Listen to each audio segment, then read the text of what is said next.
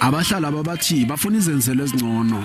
Igezi icima ngokudluleleko ngaphandle kokuhlayela kwamanzi nakuzindlela zona zimgodigodi. Abahlali bathi kusikhathi eside babhode umraro lo.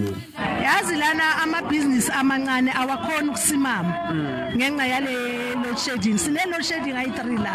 I-load shedding eye municipality, i-load shedding eye Eskom. So kune load shedding yama-section manje. Uzophila kanjani kanjalo? Sezinyanga ezimnane zonke iLikwa Community Forum ithathele ANC umasipalata lo.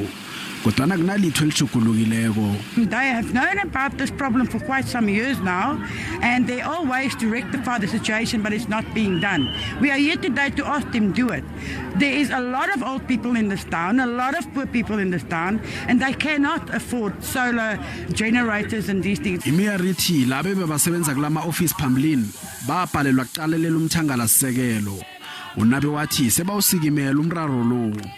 Siyayilungisa inkinga yamanzi manje sisebenza nesiriti sisebenza nedistrict sifakile isuwa eRooikoppen sifakile isuwa extension 8 okumanje sindlulele ekutheni silungise iwater treatment plant sikhulise namapipe ngoba le imaintenance ebikade ingenziwa iminyaka inganakwa kungenziwa next imali idliwa but since le administration ingenile izandla zayo it's on deck siyasebenza ilungisa itrati kodwana nakumraro egezi wona sazokuthatha isikhathi eside ukuba nesisombululo njengoba umasipalata akwelede Eskom imali engaphezulu kwe 1.5 billion yamaranda.